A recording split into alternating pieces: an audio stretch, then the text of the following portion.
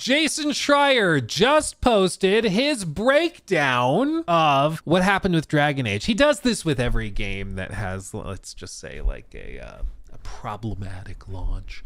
He goes through, interviews a bunch of devs and discusses it. It's very, very interesting. It's very, very interesting. But basically, he wrote this article, posted it to Bloomberg early this morning, and it goes through what happened with Dragon Age. Now, what's fascinating is Dragon Age, people were saying there were lots of people rooting for this game to fail. And I do think that there was an element of the gaming industry, or maybe these like gaming, what do they call them? Tourists, where that was happening. Cause there were a lot of people who were like, it's woke, it's gonna fail. And those people wanted it to fail. But I think a lot of RPG fans were hoping for it to do well. They were hoping for it to see a resurgence, for Bioware to be back, for us to have not just Larian and CDPR in the RPG space, but also to have Bioware coming back. And that was the hope, was that they would come back and blow people away. Didn't really happen for many reasons, as I'm sure he's going to discuss here, but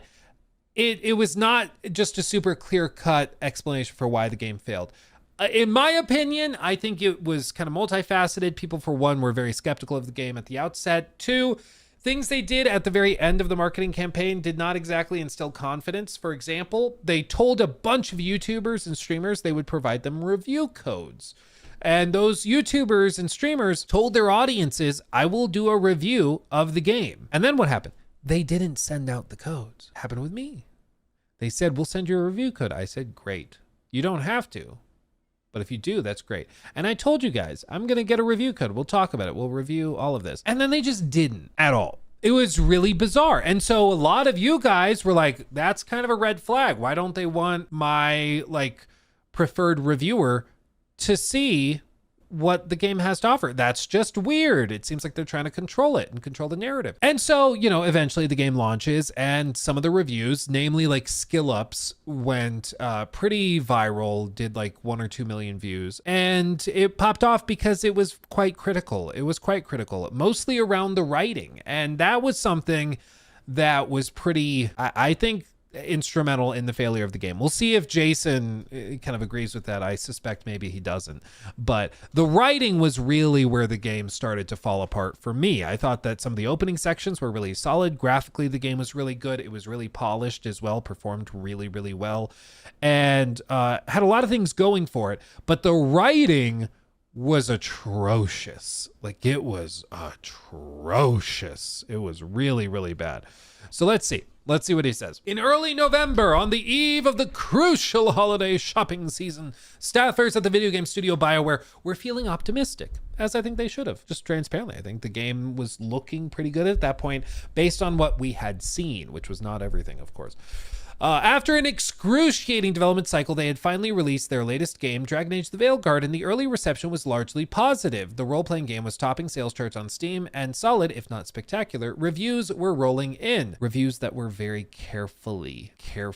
They were like cherry-picked. They selected reviewers and outlets that they thought they would stand the best chance with, which is like a manipulated Metacritic score. I don't personally like that. I don't think they should do that. I think they should send it to as many reviewers as they can, or none at all. I just don't understand why we should tolerate cherry picking reviewers. Like, if Kojima's gonna ask for people to review his game and he's only giving it to like diehard fanboys, that doesn't make me think the Metacritic is that fair or indicative of the actual quality of the game for like the average consumer, right? Like, I don't think this is even that scandalous of a thing to say, but maybe it is.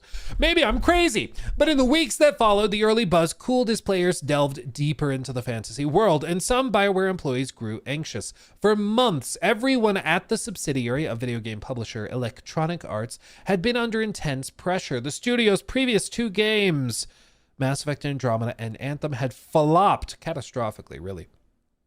And there were rumors that if Dragon Age underperformed, Bioware might become another one of EA's many casualties, and just be shut down. Not long after Christmas, the bad news surfaced. EA announced in January that the new Dragon Age had only reached 1.5 million players, missing the company's expectations by 50%. The holiday performance of another recently released title, EA Sports FC 2025, was also subpar, compounding the problem. As a result of the struggles, EA Chief Executive Officer Andrew Wilson explained that the company would be significantly lowering its sales forecast for the fiscal year ahead. EA's share price promptly plunged 18%. What's crazy, and this is the other piece that I think is important to remember, I don't think that there was ever going to be a situation where Dragon Age was like actually truly profitable, personally. I just don't see it. This game was in development hell for ages, as he'll describe. And if you look at the total budget and the money spent on this Dragon Age project while it was a multiplayer game and then back to single player, etc., I don't think that they were ever going to recoup that cost. EA wanted to hit a certain sales target. They wanted to make, get some money flowing back in, but I don't think they were ever going to reach the point where it was going to be profitable. They just wanted to only lose this amount of money. The problem for them is that they're like, yeah, we expected 3 million units. We only achieved 1.5. And they said players. We don't even know how many units they sold. What they said was they only engaged 1.5 million players in their earnings call, and who knows what that means. You engaged player, could be players playing on the same copy, could be players who played and then returned the game, who knows. But either way, it's kind of slippery language. What ultimately matters is their expectations and the money that was generated. That's why when Ubisoft was saying that we achieved this many players, that doesn't tell you anything. What matters is how much money they're spending. Okay? Because if the players got the game for free, that doesn't matter. If they're also spending $100 in microtransactions, ooh, that's good. So it's all about the actual metrics that matter to the company. The player count doesn't really matter. What matters is the money coming in, whether they hit the expected player counts, which then in turn can indicate how much money they'll generate. And in this case, they missed that. And in the case of AC Shadows, apparently that game made more money than they expected for that number of players.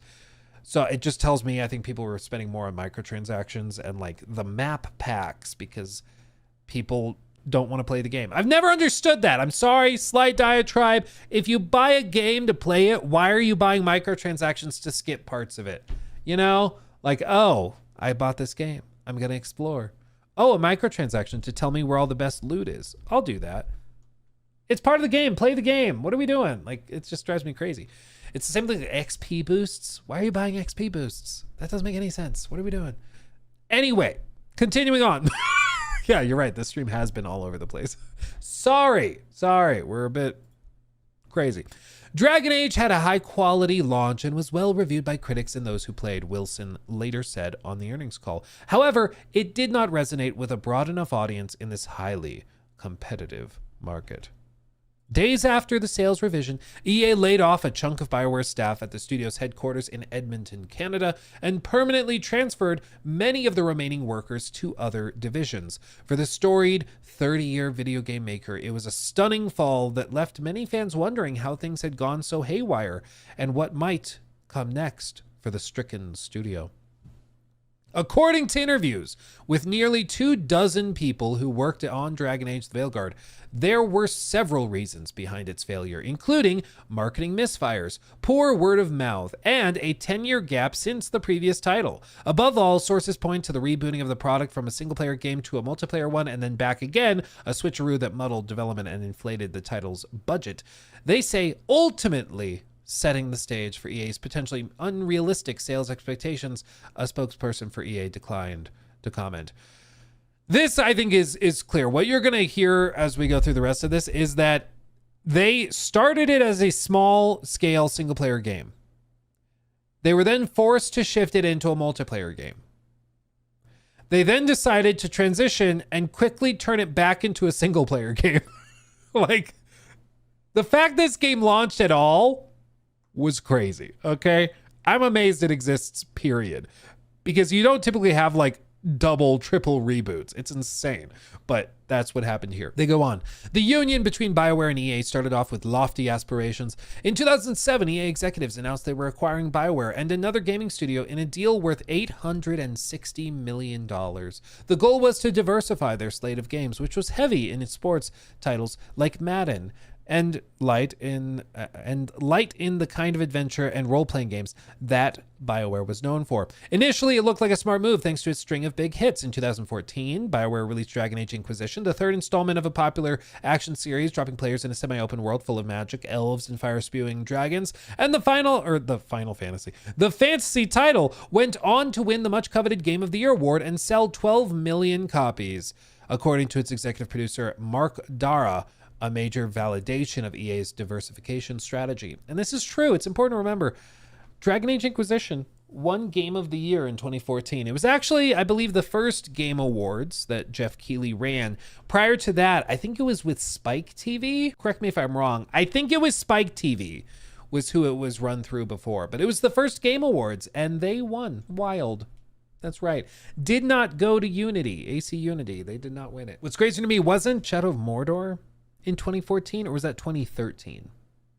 Either way, surprising, because that game has not aged super well in my humble opinion, but nonetheless, it won the award. Before long, Dara and Mike Laidlaw, the creative director, began kicking around ideas for the next Dragon Age installment, Code Joplin, aiming for a game that would be smaller in scope. But before much could get done, Bioware shifted its studio focus and to more pressing titles coming down the pike. In 2017, Bioware released Mass Effect Andromeda, the fourth installment in a big-budget action series set in space. Unlike its critically successful predecessors, the game received mediocre reviews and was widely mocked by fans. A few months after a disappointing release, the head of Bioware stepped down and was soon replaced by Microsoft's Casey Hudson, an alumni of Bioware's early formative years. Much like the industry, EA executives were growing increasingly enamored of so-called live service games such as Destiny and Overwatch, in which players continue to engage with and spend money, importantly, on a title for months or even years after its initial release, with EA aiming to make a splash in the fast-growing category. Bioware poured resources into Anthem, a live service shooter game that checked all the right boxes. And we all know kind of how this went. And this is what you see with Bioware, I think, is a steady sort of amnesia that hit, or a steady loss of identity. You know, they basically just over time started to forget who they were, and by the time they needed to remember, it was kind of too late. You know, it was kind of too late. One day in October 2017, Laidlaw summoned his colleagues into the conference room and pulled out a few pricey bottles of whiskey. The next Dragon Age sequel, he told the room, would also be pivoting to an online live service game, a decision from above that he disagreed with. He was resigning from the studio. Wow. The assembled staff stayed late through the night, drinking and reminiscing about the franchise they loved. Wow. I didn't know. So when I read he pulls out a couple nice bottles of whiskey, I was like, wow, cheers to us ruining our franchise. I thought that that's what it was going for. Like, I have an exciting piece of news to reveal. We're going live service. But no, he was having a drink with his team because he was going to resign. That's crazy, dude. That's, you know what? I respect it. I wish that pivot never occurred, Dara would later recount on YouTube. EA said, make this a live service. We said, we don't know how to do that. We should basically just start the product or project over. This is the big thing. Like, EA said, we want live service games. You have Dragon Age. Make it live service. So like, well, we don't want to, and we don't know how. They said, figure it out. That's what they did. Former art director Matt Goldman replaced Laidlaw as creative director, and with a tiny team began pushing ahead on a new multiplayer version of Dragon Age codenamed Morrison, while everyone else helped to finish Anthem, which was struggling to coalesce. Goldman pushed for a pulpy, more lighthearted tone than previous entries, which suited an online game but was a drastic departure from the dark, dynamic stories that fans loved in the fantasy series. This, I think, is like where a lot of the lighthearted stuff with like everything being about friendship kicked off, and it eventually found its way into the final version of Veilguard. But I think that this is where a lot of it started, because a lot of like the design, a lot of the like questing environments, all of it felt very like live service-esque, not in a good way, you know, very lighthearted, silly, you know, not super gritty or serious. And I think it all started here. It all started here. In February 2019, Bioware released Anthem. Reviews were scathing, calling the game tedious and convoluted. Fans were similarly displeased. On social media, players demanded to know why a studio renowned for beloved stories and characters had made an online shooter with a scattershot narrative. In the wake of Bioware's second consecutive flop, the multiplayer version of Dragon Age continued to take shape. While the previous games of the franchise had featured tactical combat, this one would be all action. Instead of quests that players would only experience once, it would be full of missions that could be replayed repeatedly with friends or strangers. You all like playing quests, don't you? What if we just gave you the chance to play 15 of those quests over and over again? Come on. Come on. I think EA, to their credit, understands that BioWare, the name, carries a lot of weight. So they don't want to just can that and shut it down. Like, they know so long as BioWare is making a thing, that alone gives it a lot of free marketing, and that's worth something. I mean, that's not insignificant, because let's say hypothetically EA right now, EA is looking at a situation where they have BioWare, right? And they could shut this studio down, just shut it down, and move the entire team in its entirety, like everybody, to a new team called Team CAF. Let's just do that. And Team CAF, they are the same exact team as BioWare, but they announce a new game, and it's like a new Mass Effect or kind of a spin-off game or whatever. It's a new IP even, whatever it is. This will get like some attention for people who are in deep and they'll be aware of it, but it's just fighting an uphill battle compared to keeping the BioWare branding and just being like, yeah, it's BioWare. BioWare is making a new IP. They made Dragon Age. Oh, they made Mass Effect. Oh, you just, you start at an advantage. It's why name recognition and branding for a studio is valuable. And I think really that's the only reason they've not been shut down yet. I really do. I think that that's the only reason. It's literally just for the name on the building. As the game evolved over the next 2 years, the failure of Anthem hovered over the studio. Were they making the same mistakes? Some BioWare employees scoffed that they were simply building Anthem with dragons. I mean, you said it, not me. The fact that employees were saying, I think we're just making Anthem with dragons. That's not great. That's not great. That's not great. Throughout 2020, the pandemic disrupted the game's already fraught development. In December, Hudson, the studio head, and Dara, the head of the franchise, resigned. Shortly thereafter, Gary McKay, BioWare's new studio lead, revealed yet another shift in strategy. Moving forward, the next Dragon Age would no longer be multiplayer. We were thinking, does this make sense? Does this play into our strengths? Or is this going to be another challenge we have to face?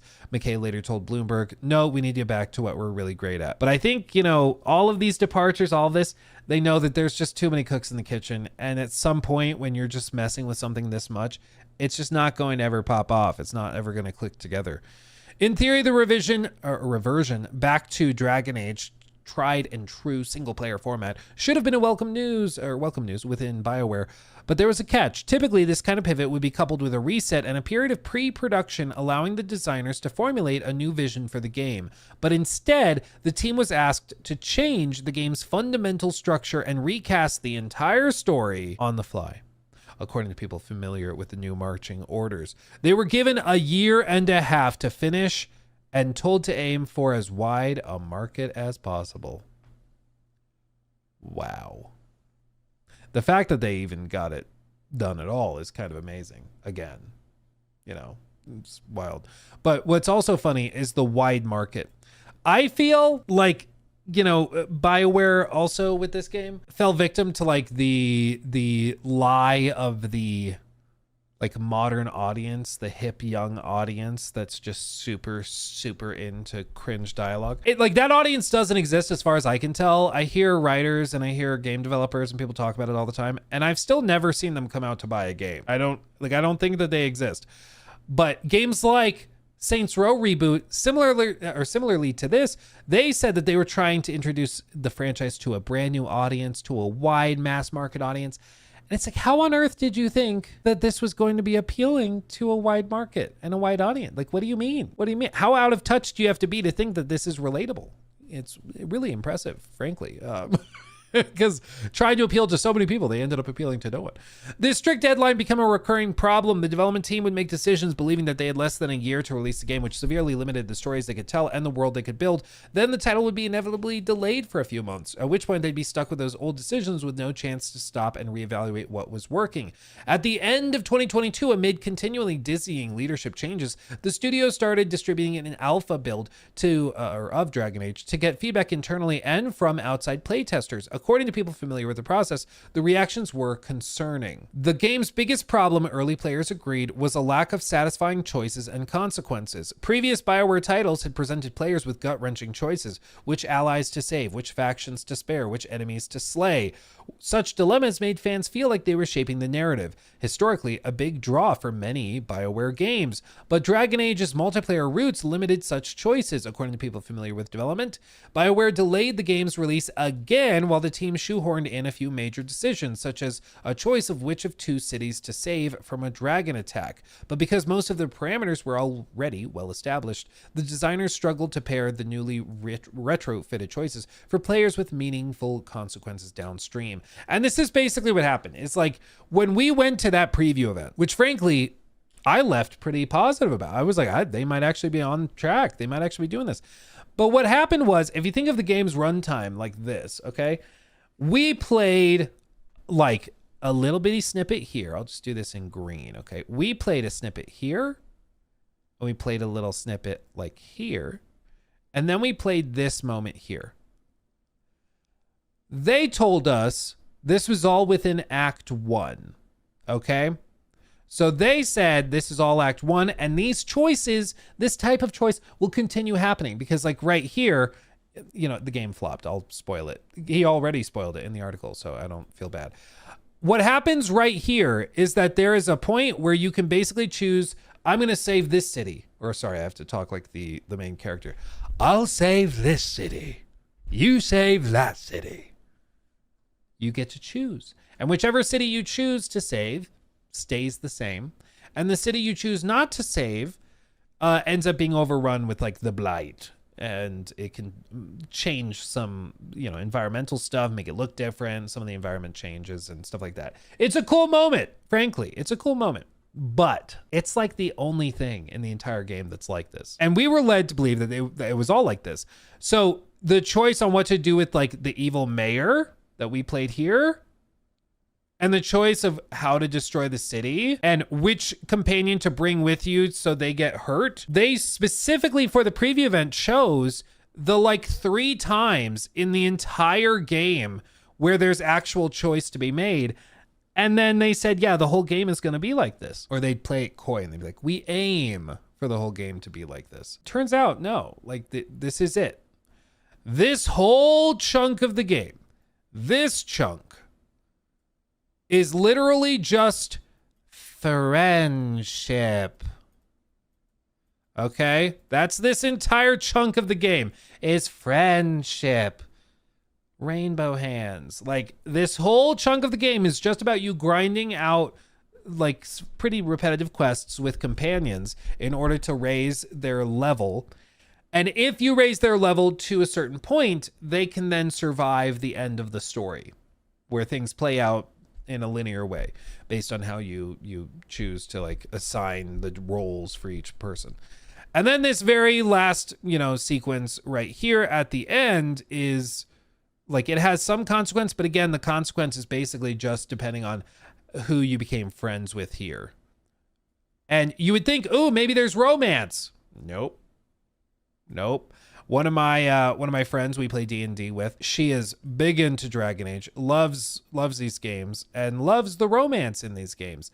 And she mentioned that the romances in this were laughably terrible. Like she tested a few of them, went back in saves and tried other ones, and they were all terrible. It's like, oh, things are getting steamy in here. Things are getting steamy. Have a cappuccino. And that's it. That's the whole thing. That's the romance. You know, it's just, yeah, there's no booba, okay? There's nothing like that, okay? There's nothing like that. Jones donated $9.99 through Super Chat. Thank you, my friend. Hey, Luke. I finally got home from deployment and I'm starting in KCD2 right now. Oh, glad to hear you got back safe, my friend. That's fantastic news. Thank you.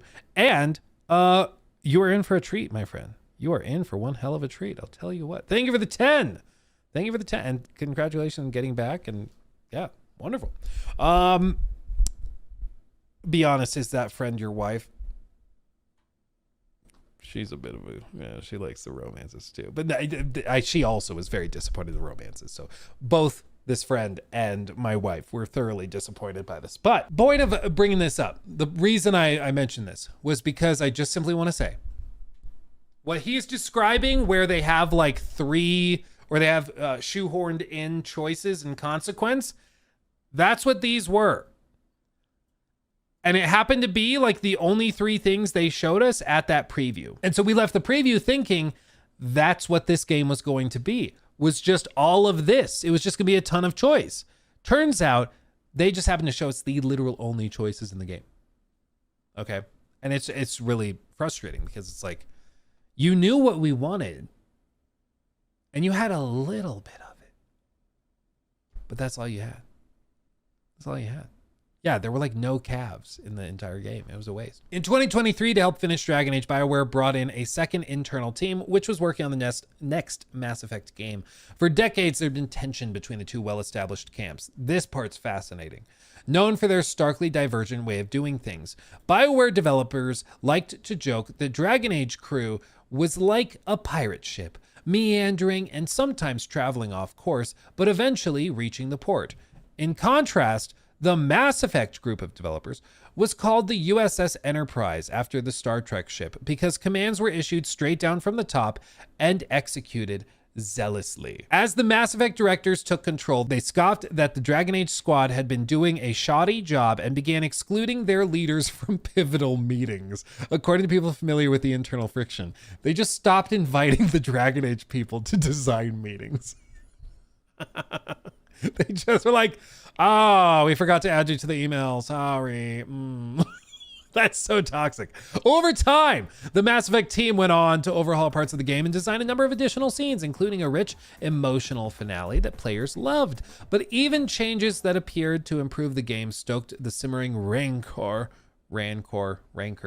I don't know, inside Bioware, infuriating Dragon Age leaders who had been told they didn't have the budget for such big, ambitious swings. It always seemed that when the Mass Effect team made its demands in meetings with EA regarding the resources it needed, it got its way, said David Geider, former lead writer on Dragon Age franchise, who left before development on the new game started. Quote, but Dragon Age always had to fight against headwinds. Early testers and Mass Effect leads complained about the game's snarky tone, a style of video game storytelling once ascendant that was quickly falling out of fashion in pop culture, but had been part of Goldman's vision for the multiplayer game. Worried that Dragon Age could face the same outcome as Forspoken, a recent title that had been hammered over its impertinent banter.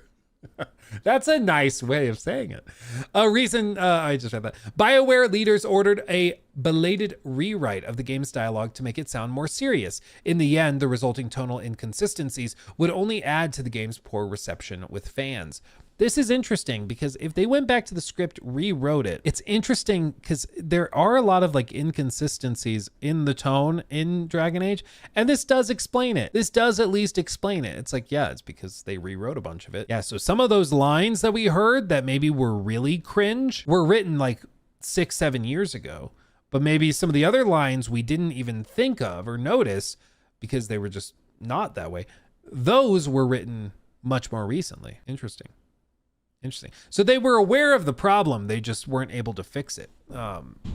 That's interesting. Okay. A mass layoff at BioWare and a mandate to work overtime depleted morale, while a voice actor strike limited the writer's ability to revise dialogue and create new scenes. This is the other piece. There's been numerous writers or voice actors strikes tied to like AI stuff in the last handful of years. It's also just generally tied to the games industry recasting people and all of that. They're like, oh, you're a voice actor or actress that worked on our games, but you want more money. Well, we'll just go hire a different voice actor or actress and they sound similar enough to you. The audience will never know. And then we don't have to pay you more. So there's been all sorts of strikes and stuff. And that also would contribute to this. If your voice actors are not allowed, because they're in a union, they're not allowed to re-record dialogue and you need to do massive rewrites, you're just kind of screwed. There's just not much you can do. Like, jeez, that's wild.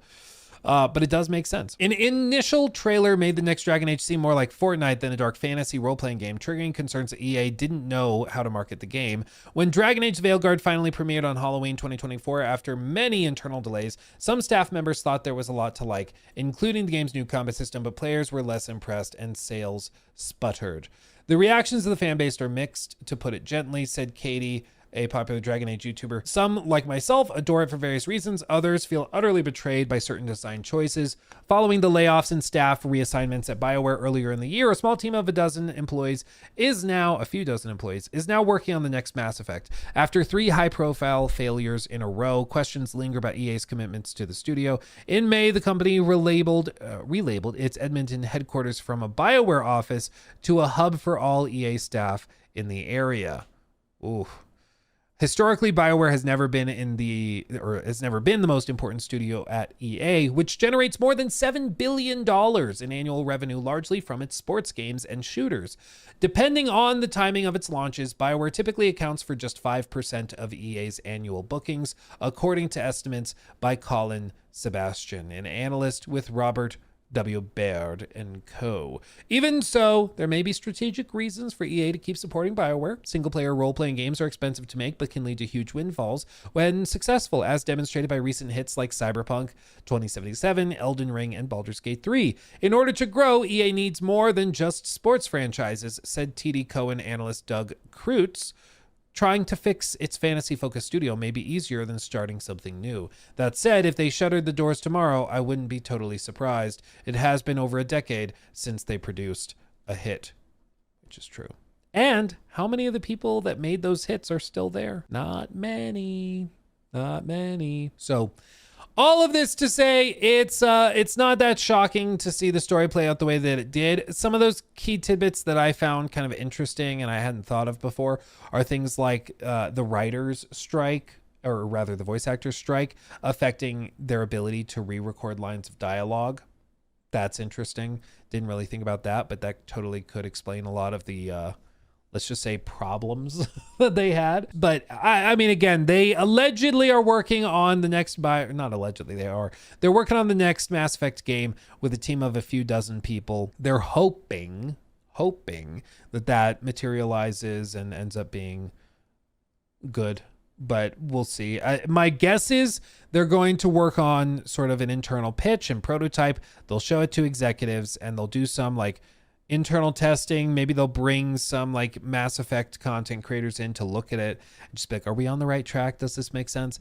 And if the reception is positive, maybe then they get greenlit to hire a bunch more people, because you can't make a Mass Effect game with 30 people.